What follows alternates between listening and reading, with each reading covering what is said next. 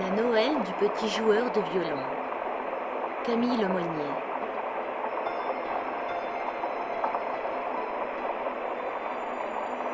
Jean, dit à son domestique Monsieur Capel de la maison Capel et compagnie, allez donc voir quel est ce tapage à la porte de la rue. Je n'ai pas besoin de me déranger, Monsieur Capel, pour savoir que c'est le petit mendiant à qui vous m'avez fait donner 2 sous ce matin, répondit Jean en regardant par la fenêtre du bureau. Ces mendiants ne nous laisseront donc jamais tranquilles, s'écria Monsieur Capel. Tous les ans, je donne 100 francs au bourgmestre pour les pauvres de la ville. Dites-lui cela, Jean, de ma part, et faites-le partir. Attendez un peu que j'ai fini d'épousseter votre grand fauteuil, Monsieur Capel, et vous verrez si je n'irai pas le lui dire. C'est incroyable comme il y a toujours de la poussière dans votre bureau. Comment donc 100 francs aux pauvres de la ville? Je lui dirai cela, soyez tranquille. Et s'il lui prend envie de recommencer, je lui dirai par-dessus le marché que je n'ai pas le temps de courir du matin au soir après des riens du tout, des gueux, des rats, Monsieur Capel. Et Jean donnait de si furieux coups de son plumeau sur le fauteuil que les plumes se détachaient par poignées. Oui, Monsieur Capel, des rats, 100 francs par an, vous badinez, je pense. Doucement, s'il vous plaît, Jean, vous allez déchirer le cuir de mon fauteuil. J'entends de nouveau le violon. Sortirez-vous à la fin? Oui, Monsieur Capel, fit Jean en passant son plumeau sous son bras. Mettez-vous seulement un peu à la fenêtre pour entendre comment je vais l'arranger. Puis il se planta au milieu du bureau, croisa ses bras et, regardant son maître d'un air attendri, la tête sur le côté, s'écria.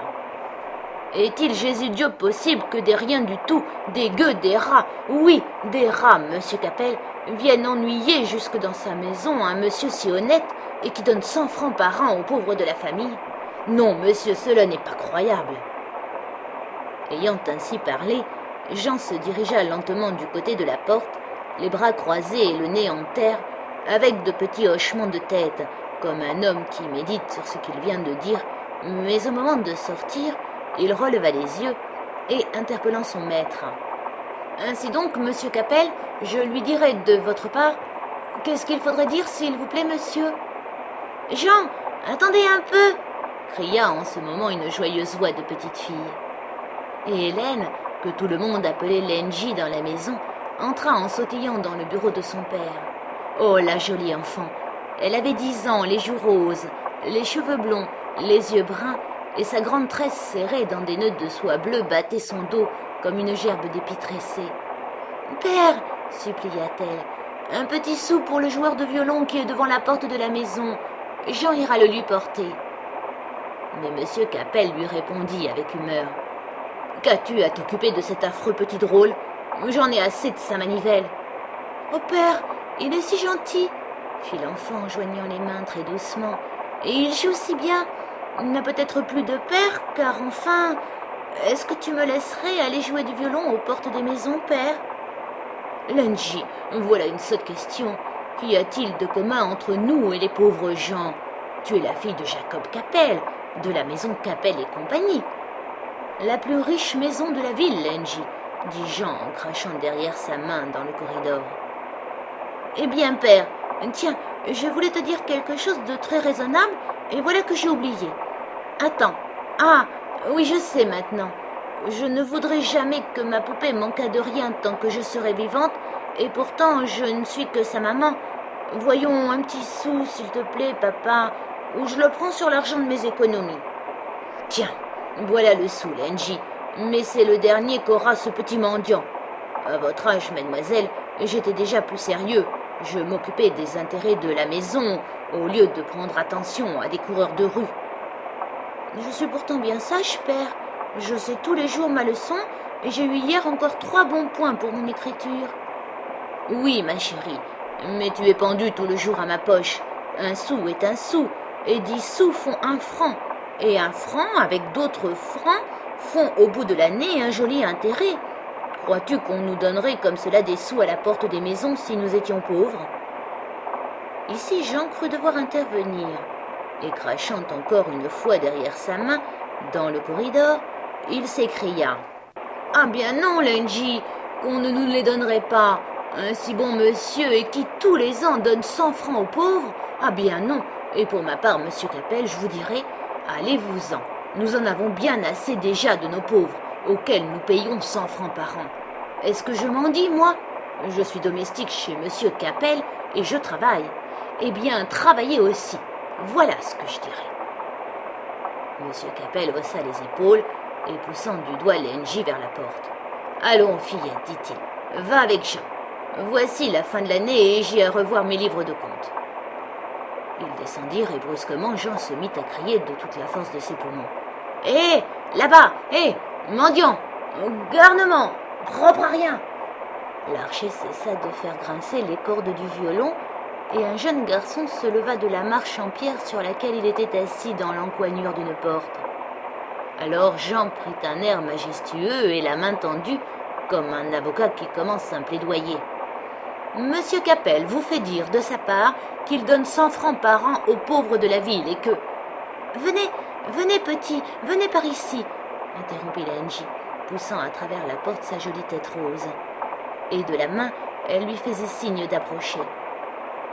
Le petit mendiant qui avait ôté son chapeau, en souriant gauchement, quand Jean s'était mis à lui parler, entra dans le grand vestibule peint en marbre blanc, étonné, regardant la hauteur des voûtes, avec de réitérés mouvements de tête humble et lents pour saluer. Jean ferma la porte, examina le garçon des pieds à la tête, et tout à coup, indigné, montra Lenji et s'écria « Savez-vous bien à qui vous parlez ? À Lenji, la fille de monsieur Capel. Et monsieur Megank, le notaire lui-même, n'est pas plus riche que monsieur Capel, quoique son cocher est un frac avec de l'argent dessus. » Mais l'enfant avait posé le doigt sur les haillons du musicien. « N'ayez pas peur, dit-elle, et répondez-moi, vous n'avez plus de père, petit ?» Il fixait à présent les yeux sur la pointe de ses pauvres vieux souliers, haussant les épaules doucement pour montrer qu'il ne comprenait pas. Puis, par contenance, un poing sur sa hanche, il se mit à siffler dans ses dents d'un air à la fois timide et résolu. « Bon, c'est un sourd-muet !» s'exclama Jean. « J'ai vu ça de suite. Voyons, répondez, n'est-ce pas que vous êtes sourd-muet ?»« Comment voulez-vous qu'il soit sourd-muet, Jean, puisqu'il chantait hier en jouant du violon ?» Alors le jeune garçon mit son instrument sous son menton et ouvrit la bouche comme s'il s'apprêtait à chanter. Mais Lenji posa la main sur l'archer et lui dit « Moi j'aime le violon, mais mon papa ne l'aime pas. Je vous ai demandé si vous n'aviez plus de papa. Est-ce que vous ne m'avez pas compris ?» Il leva sur Lenji deux beaux grands yeux noirs, doux comme du velours, et haussa de nouveau ses épaules. Mais cette fois un triste sourire plissait le coin de sa petite bouche bien formée. « Ah !» s'écria tout à coup Lenji gaiement, en frappant ses mains l'une contre l'autre. « Il veut dire qu'il n'est pas du pays ? D'où viendrait-il, Jean ?» Jean fit alors le tour du jeune garçon, les mains derrière le dos, levant et abaissant son long nez de travers pour mieux voir les habits du petit mendiant, et une grimace dédaigneuse plissait le bas de sa grosse figure bien nourrie. « Tenez, lui dit Lenji, j'ai demandé à mon père 1 sou que voici, et j'y joins 3 sous qui m'appartiennent. Cela vous fait 4 sous pour vous acheter un gâteau, car c'est la Noël ce soir. J'ai bien encore 20 sous dans ma tirelire, mais j'ai promis de les donner à la vieille Catherine. Amusez-vous bien, une autre fois je vous montrerai ma poupée. Vous ne la connaissez pas? Elle a coûté 20 francs. C'est une poupée très jolie. » Et Lenji mit ses 4 sous dans les doigts du jeune garçon. Il eut un beau geste reconnaissant, et de la main dans laquelle Lenji avait glissé les sous, il frappa sa poitrine avec tant de vivacité qu'elle le regarda pour savoir s'il ne s'était pas fait de mal. Il baissa aussitôt les yeux, une grosse larme coula sur ses joues pâles, tandis qu'il portait son argent à sa bouche et le baisait religieusement. « Il poverello !» cria-t-il tout à coup d'une seule voix, avec une grande énergie. Et glissant très vite son violon sous son menton, il posa l'archet sur les cordes et ouvrit la bouche en regardant en l'air, la tête sur l'épaule. « Lenji! Lenji !» cria une voix dans l'escalier. Et Mina, la bonne, parut dans le corridor, tout essoufflée. « Que faites-vous ici, Lenji? Je vous cherche dans toute la maison. Est-il permis de faire courir ainsi les gens? Dieu du ciel! Mon corset vient de craquer. Je serai obligée de remettre une agrafe. » Mais elle, toute à son admiration. « Voyez, Mina, quel gentil petit garçon. C'est le même qui nous a suivis dimanche quand nous sommes allés, Nell et moi, à la boutique de Monsieur Pouf, le marchand de volailles, car vous étiez retournés ce jour-là chez vos parents, Mina. Il jouait du violon en nous suivant. Nell a voulu le chasser en lui montrant son poing, mais il n'a pas eu peur de Nell, et seulement il a mis son violon sous son bras. Ne trouvez-vous pas qu'il est bien gentil, Mina? Comment pouvez-vous trouver gentil un affreux petit garçon sale, noir, mal lavé, et qui porte les cheveux si longs, Lenji? Je n'ai jamais rien vu de plus laid que ce vilain petit singe, et vous feriez mieux de ne pas m'exposer à prendre un rhume en vous attendant. Mina, pourquoi dites-vous du mal de mon petit mendiant après l'avoir trouvé si gentil hier au soir? Car je vous ai donné hier une pièce neuve de 50 centimes pour la lui remettre, et vous êtes remonté en disant que vous n'aviez jamais vu un plus doux ni plus joli mouton. Bon, Lenji, ce que je vous en dis aujourd'hui est pour vous mettre un peu en colère contre moi. C'est un doux mouton, voilà. Un doux et joli mouton, Mina.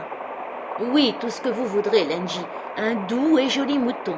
Êtes-vous contente? Je sais très bien que vous m'avez donné une jolie pièce de 50 centimes toute neuve avec la tête du roi Léopold dessus. Oui, je la vois encore d'ici. Elle toussait en parlant, un peu gênée, car elle l'avait gardée pour elle. Et Mina était, en effet, descendue la veille pour remettre la pièce au jeune garçon. Mais au moment d'ouvrir la porte, elle avait vu le fils du sacristain, Cloquy, à genoux dans la neige et cherchant à regarder par la fenêtre de la cave. Et Cloquy, qui était jaloux, lui avait dit « Pourquoi venez-vous à la porte, Mina? Est-ce que vous m'avez entendu frapper contre la vitre? J'ai pourtant frappé bien doucement. Je suis sûre que quelqu'un a rendez-vous à cette heure avec vous.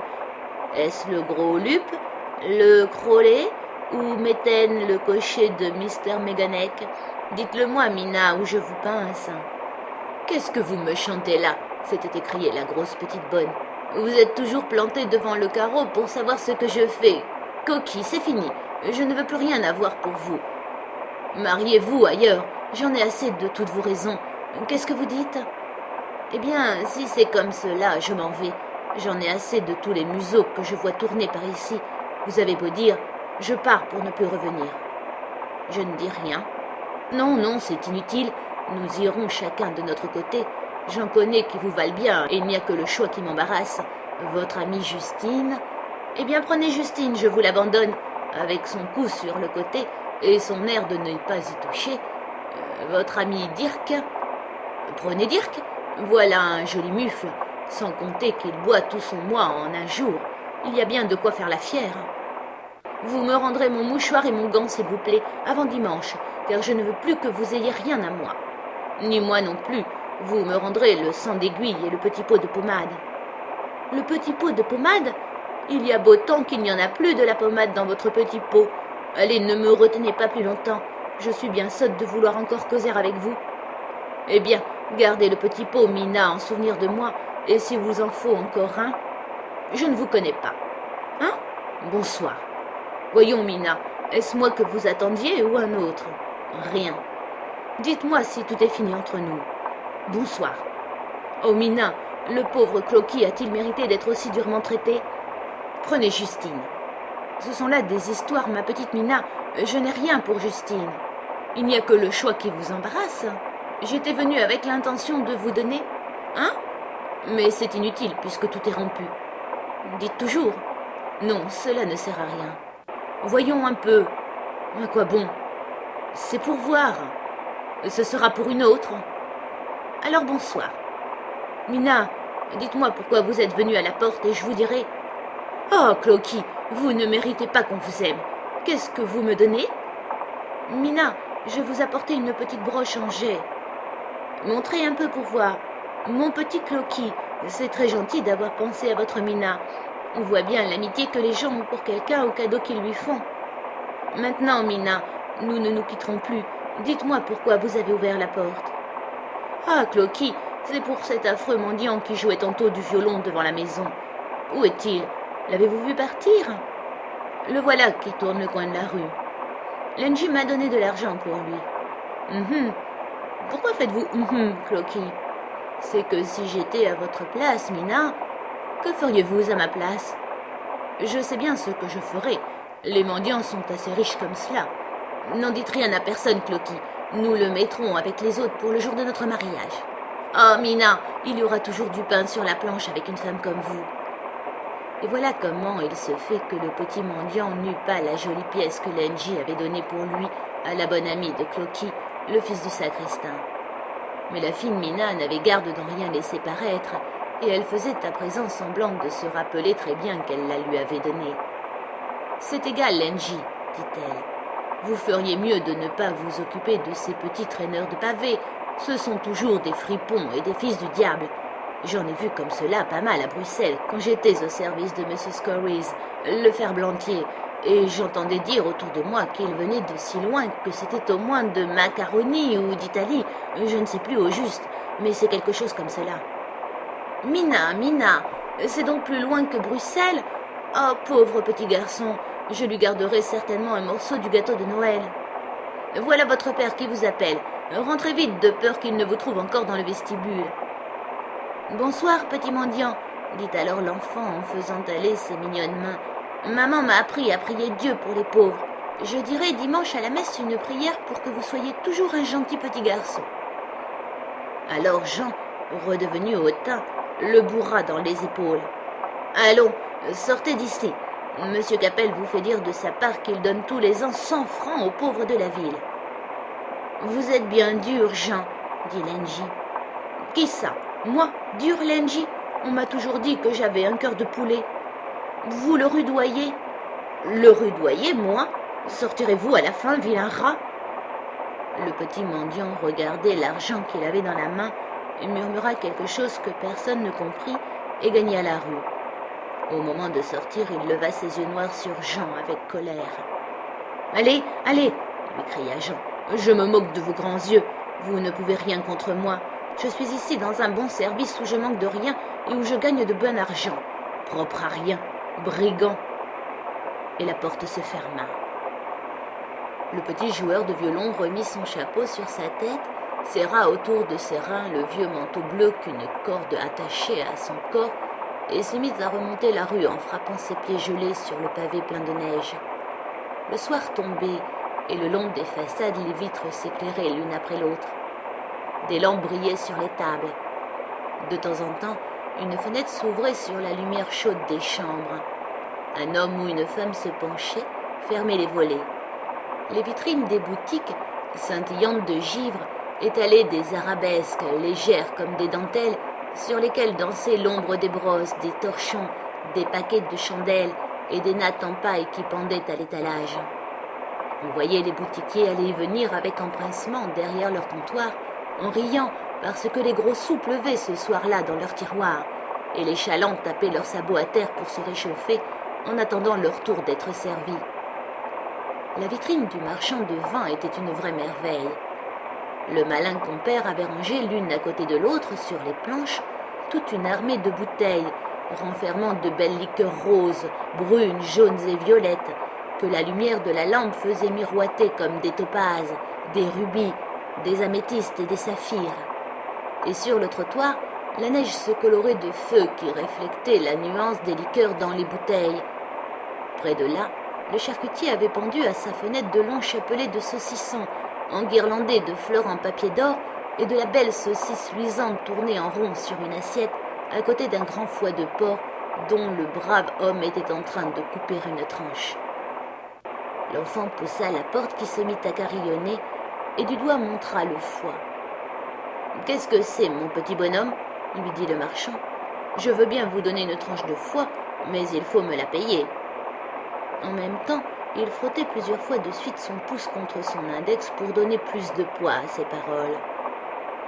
L'enfant tira de sa poche un de ses sous et le mit sur le comptoir en passant sa main dessus, de crainte que l'homme ne le prît avant de l'avoir servi. Le grand couteau luisant plongea alors dans le foie et une tranche s'en détacha. Puis le petit mendiant ôta sa main de dessus le sou et s'en alla, emportant sa marchandise. Il avait grand faim. Il mordait dans la tranche à belles dents, et en un instant il ne resta plus rien. Il glissa alors sa main dans sa poche pour voir s'il avait encore ses autres sous, et continua son chemin. Le pâtissier avait imaginé pour Noël une montre extraordinaire. Des crâniques étalaient leur dos brun piqué de raisin, laissant sortir par place la miche dorée et une pièce montée superbe avec la forme d'une tour. Cette tour, dont la base était en pâte de pudding, étageait 3 rangs de galeries circulaires. En haut de la dernière, parmi les fruits confits qui brillaient sur le sucre de la croûte glacée, une petite femme en jupe blanche, posée sur l'orteil du pied gauche, haussait en l'air sa jambe droite en ouvrant les bras comme si elle allait s'envoler. Puis des meringues soulevées, non loin de la tour, leur écume figée au milieu de laquelle 2 cerises et une prune semblaient des îlots battus par les flots. Contre la vitre, de grandes coupures hérissées de drapeaux en soie rouge et bleue et de plumes frisées posées debout à côté d'hommes en spéculoos et en biscuits qui avaient l'air de dire bonjour aux passants. Il y avait aussi des assiettes remplies de dragées, de pralines au chocolat, de fondants, de sucre de couleur, de caramel. Mais la plus belle chose était certainement la tour aux 3 étages, à cause de sa hauteur et de ses fruits. Le petit vagabond s'arrêta longtemps devant ces merveilles, n'ayant jamais rien vu de si beau. Il se baissait, se haussait, se penchait à droite, se penchait à gauche, faisait avec son haleine des trous dans le givre des vitres pour mieux voir. Et tantôt il sautait sur une jambe, tantôt sur l'autre, frappant ses vieilles semelles sur le trottoir et chantant entre ses dents un air de son pays. Doucement, il passa le bout de sa langue sur la vitre et lécha le givre à petits coups, croyant lécher des confitures. Le pâtissier s'aperçoit tout à coup qu'il y a quelqu'un derrière sa vitrine, et il fait un geste de colère. Le petit joueur se sauve alors. Mais le boulanger, lui aussi, a fait de grands hommes en spéculoos, des crâniques de fine farine, des cooks en forme d'oiseaux avec des plumes et des drapeaux. Et l'enfant s'arrête de nouveau, regarde ces belles choses avec le désir d'en manger. Il n'a pris depuis le matin pour toute nourriture qu'un petit pain de 2 sous et une tranche de foie. À la fin, il se décide, pousse la porte vitrée du maître Mitron, montre du doigt les bons hommes qui sont à la vitrine, et parmi ceux-là le plus beau. Mais la boulangère appuie le pouce de sa main droite sur la paume de sa main gauche, l'avertissant ainsi qu'il doit avant tout payer. Il tire son sou et le pose sur le comptoir. La méchante femme hausse alors les épaules et lui dit d'une voix aigre : « Avez-vous pensé vraiment, petit drôle, que vous auriez ce grand bonhomme pour un sou ?» Puis elle prend le sou, le tourne dans ses doigts et lui donne un petit pain blanc, le plus sec de la fournée. Comme c'est bon du pain! Il l'avale en quelques coups dedans et porte ensuite sa main à sa bouche pour y ramasser les miettes roulées dans les coins. Constamment, la sonnette des marchands carillonne ses drelins, car de riches et pauvres vont à la boutique ce soir-là pour acheter les cadeaux de Noël. Les ménagères passent en courant, la tête baissée sur la poitrine, les mains pelotonnées dans leur tablier à cause de la bise qui rougit le nez et les doigts. Et l'une tient dans les bras un cramique qui répand derrière elle une bonne odeur de pâte aux œufs, l'autre porte à son poignet un cabas d'où sortent des goulots de bouteilles. Des petits garçons et des petites filles passent aussi, chargés de provisions, et quelques-uns s'arrêtent pour ouvrir les paquets et prendre délicatement un bonbon, un morceau de sucre, un macaron. De vieilles femmes enveloppées de manteaux et le capuchon sur les yeux sortent de l'église en marmottant entre leurs dents qui claquent de froid, et il y en a qui tiennent à la main une chaufferette par les trous de laquelle le vent fait pétiller la braise. Le petit musicien voit briller dans la noire église les hautes fenêtres en forme de trèfle. La porte étant restée ouverte, un flot de lumière se répand sur le parvis jusqu'à ses pieds avec une tiède odeur d'encens. Il pénètre sous les voûtes jaunies par le reflet des cierges et se dirige vers le poêle où se meurt un petit feu de houille. Il tend avidement ses mains et ses pieds vers la fonte brûlante. Il passe ensuite ses mains sur ses jambes et sur ses bras pour les imprégner de la chaleur du poêle, et une douce action de grâce s'élève de son cœur pour remercier le Seigneur qui, aux approches de la grande nuit de Noël, lui donne du feu pour se réchauffer. L'église est silencieuse. On entend dans les nefs muettes que le grincement des chaises sur les dalles bleues, le pas du sacristain dans le chœur et le claquement des sabots lorsque les vieilles femmes en manteau noir se dirigent du côté du bénitier afin d'y tremper leurs doigts avant de sortir. Et de temps à autre, une d'entre elles s'arrête près du poêle et ouvre au feu ses petites mains sèches en regardant de côté avec défiance le jeune vagabond. Il sent alors glisser dans son sang une chaude langueur Sa tête retombe sur sa poitrine. Il s'affaisse dans son vieux manteau troué dont il s'est fait un oreiller. Une voix irritée éclate tout à coup à son oreille. C'est le sacristain qui lui fait signe de partir. Il se lève, regarde fièrement cet homme qui le chasse, ramasse son violon et s'en va, lentement, en boitant, car ses pieds ont gonflé dans les vieilles bandelettes de cuir qui retiennent ses souliers à ses jambes. Il ouvre la porte et la bise glacée le frappe de nouveau au visage. Alors le jeune garçon se parle ainsi à lui-même. « Francesco, mon pauvre Francesco, pourquoi as-tu quitté la montagne? Tu avais une mère à la montagne et tu l'as quittée. Où sont les autres, ceux qui m'ont précédé dans mon tour du monde? Paolo est mort dans la campagne pendant qu'il faisait chaud encore et que les arbres étaient verts. Il a bien du bonheur, Paolo. Un jour, quand il gèle et qu'on n'a plus la force de marcher, on regarde derrière soi et l'on cherche de quel côté du ciel est la montagne. C'est alors, mon Francesco, que le chemin paraît long et l'on se dit qu'on n'arrivera jamais. J'ai perdu en chemin Paolo et Pietro aussi, mon cher Pietro, plus jeune que moi de 2 ans, et les autres m'ont quitté en me disant « Bon voyage !» Buppo était le plus grand, mais il toussait. Que sera-t-il arrivé de lui et des autres? Bonjour Buppo, Paolo, Pietro et les autres. Ce sera bientôt la nuit de Noël. Il y a la fête dans le ciel et ceux de la montagne sont descendus vers Naples. Tous les ans à Noël, nous allions à Naples avec les cornemuses et les violons, et les gens nous donnaient de la galette, du fromage, des fruits ou de petites pièces de monnaie. Tout le long du chemin, Naples, Naples, et tout le long du chemin, il y avait des crèches avec l'âne, les mages et notre sauveur devant lesquels ronflaient les cornemuses et chantaient les hommes de la plaine. Chez les hommes d'ici, il n'y a point de crèche et les mains ne jettent que du cuivre rouge. Ma mère me disait « Francesco, tu es le dernier de mes entrailles et je te vois partir avec douleur. Mais on est riche où tu vas. Voilà pourquoi je ne veux pas te retenir. Dieu soit avec toi. Quand tu reviendras, je pourrai mourir. Va donc, mon cher enfant. » Puis elle m'a donné ce violon et elle est venue avec les autres mères jusqu'aux montagnes qui paraissaient bleues quand on les voit de loin. Ensuite, elles sont restées les bras tendus et quand le soir est venu, nous avons joué de la cornemuse et du violon afin qu'elles puissent encore nous entendre. Et maintenant, je reviens, mais plus pauvre que lorsque je suis partie, car je n'ai plus d'espérance. En ce moment, il entendit, à quelques pas de lui, 3 petits garçons qui chantaient à la porte d'une maison, et l'un d'eux tenait au bout d'un bâton une lanterne où brûlait une chandelle. C'étaient des enfants de la campagne en sabots, avec des écharpes sur la tête, et ils chantaient des complaintes de Noël pour gagner quelques sous. Le plus grand se haussait sur la pointe des pieds et chantait à travers le trou de la serrure afin qu'on l'entendît mieux de l'intérieur. Le second chantait en tournant sur lui-même, les mains dans les poches, et l'on voyait sa bouche large ouverte car il criait de toutes ses forces. Le troisième criait aussi, mais il s'interrompait à tout moment pour renifler car son nez coulait, et il se remettait à crier avec une telle force que sa voix semblait devoir se briser. Et tantôt l'un, tantôt l'autre disait « Plus fort !» pendant que celui qui avait le nez à la serrure tapait de petits coups du bout de son sabot contre la porte. Alors ils se mettaient à crier tous les 3 comme des diables, et leur chanson était à l'unisson. Mais l'un avait déjà fini quand l'autre commençait, et le dernier courait toujours après le premier sans pouvoir l'atteindre. La petite chandelle tremblante éclairait leurs nez rouges et faisait danser leurs ombres derrière eux jusqu'au bout de la rue. Et eux-mêmes dansaient à la dernière note de la chanson, en sautant et en retombant sur le plat de leurs sabots sans rire.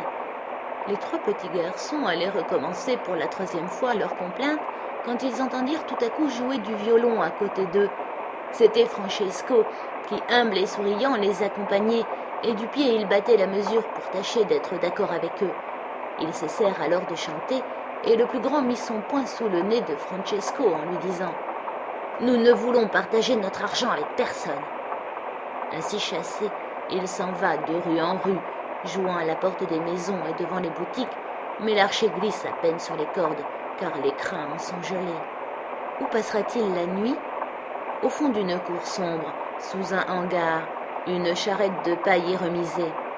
Il pénètre doucement dans le hangar et soulève la paille pour se glisser dessous. Un chien sort en ce moment de sa niche et fait entendre des aboiements furieux. Il revient sur ses pas et se dirige vers cette maison où la charité, la grâce et la douceur lui sont apparues sous les traits de l'A.N.J.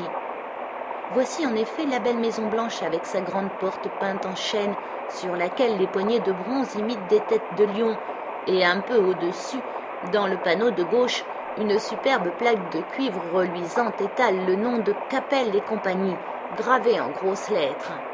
Il regarde les fenêtres partout closes et il y en a 3 au premier étage qui sont éclairées. Qui donc est encore éveillé dans la maison? Le son d'un piano, comme une musique de paradis, s'échappe par les fentes des volets, et bientôt une petite voix d'or s'élève dans le silence de la nuit. Cette voix lui rappelle le murmure avec lequel sa mère le berçait, les chants des petits enfants de la montagne, le vent dans les arbres, 1000 choses tendres et lointaines. Puis la voix cesse, mais il l'entend longtemps encore, comme un chant de Noël au fond de son cœur. Des portes s'ouvrent dans la rue, et il en sort des ombres qui marchent rapidement.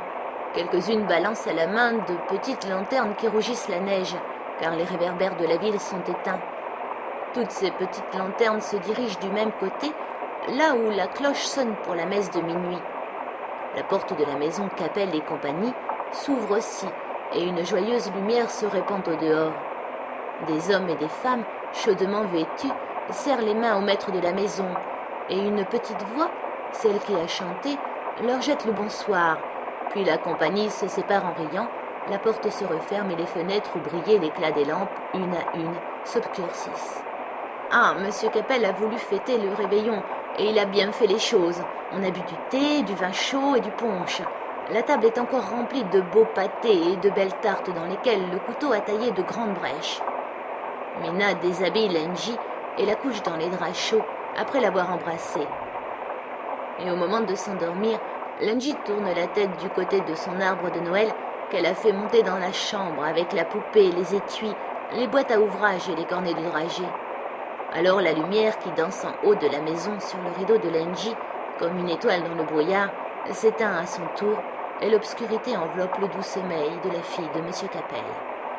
Ah, qu'ils sont gais les petits flocons de neige lorsque, pareils à des papillons d'hiver bondissant sur le tremplin de la bise, ils montent, descendent, montent encore et qu'un enfant passe, à travers la fenêtre entr'ouverte, sa main dodue pour la saisir. Qu'ils sont gais pour tout autre que le pauvre Francesco dans cette nuit glacée de Noël. De grosses larmes roulent au bord de ses yeux, tandis qu'il souffle son haleine sur le bout de ses doigts. Le monde est bien dur. Que va-t-il faire maintenant? Il voit dans l'ombre une porte profonde dont la neige n'a pas recouvert le seuil. Il y va. Tenez, le voilà qui s'assied, après avoir eu soin de tirer son manteau sous lui et son menton sur ses genoux. Il s'endort. Tout à coup, il lui semble que la terre s'est dérobée sous ses pieds. Est-ce lui qui monte? Est-ce la terre qui descend? Qu'importe. Ce qui se découvre à ses yeux est bien plus beau que la terre. Et tout de suite, il sent une odeur délicieuse comme celle qui sortait de la cave du pâtissier. L'air est embaumé de vanille, de safran, de cannelle, de citron, et un petit vent chaud répand ses bonnes odeurs au loin. Dieu, qu'elles sont enivrantes! Il les sent couler dans ses veines comme le jus des fruits mûrs. De magnifiques campagnes s'étendent à présent devant lui, avec des tons de pourpre, d'émeraude et de turquoise, jusqu'aux horizons de montagnes qui dentellent l'azur du ciel. Et un abricot, étincelant comme un soleil, répand sa lumière sur les gelées, les sirops et les crèmes du paysage. Jamais le vrai soleil ne lui apparut à la fois si brillant et si humide. Seigneur, Seigneur, que tout cela est bon et qu'il fait doux de vivre. Ainsi se parle Francesco, car il vient de prendre un bain dans la crème et il a mangé 3 îles coup sur coup. Puis une montagne en caramel se dresse devant lui, surmontée de la même tour qu'il a vue chez le pâtissier.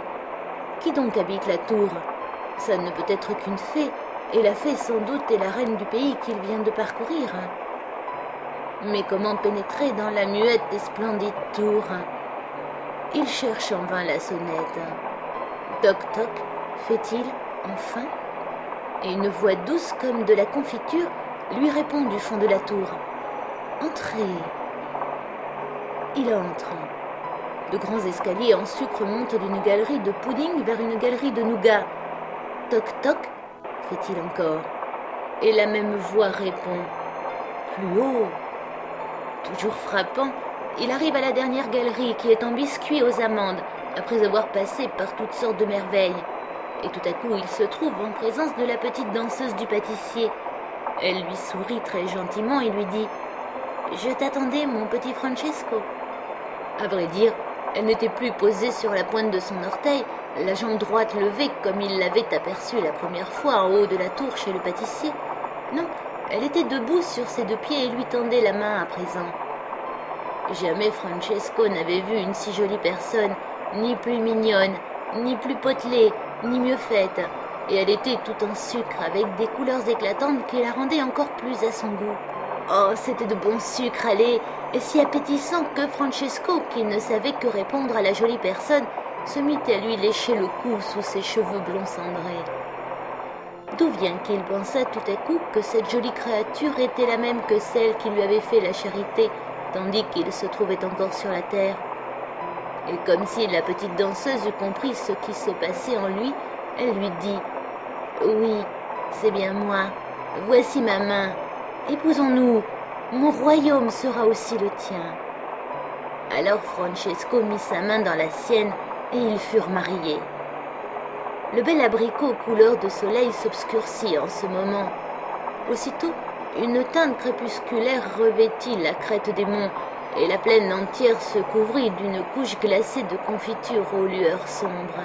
« Voici la nuit, Francesco, » lui dit la petite fille en sucre. « Nous allons nous séparer. » Et Francesco la vit fondre lentement comme une étoile dans les clartés croissantes du matin, et la tour se fondit, et les montagnes se fondirent, et les paysages se mirent à fondre aussi pendant que lui-même se sentait fondre, toujours un peu plus, jusqu'à ce que... Le matin, la servante de la maison, en ouvrant la porte pour aller chez le boulanger, trouva sur le seuil un petit cadavre glacé. « Chut, ne le réveillons pas. Il est parti, le pauvre Francesco, sur l'aile du rêve à travers la nuit de Noël. »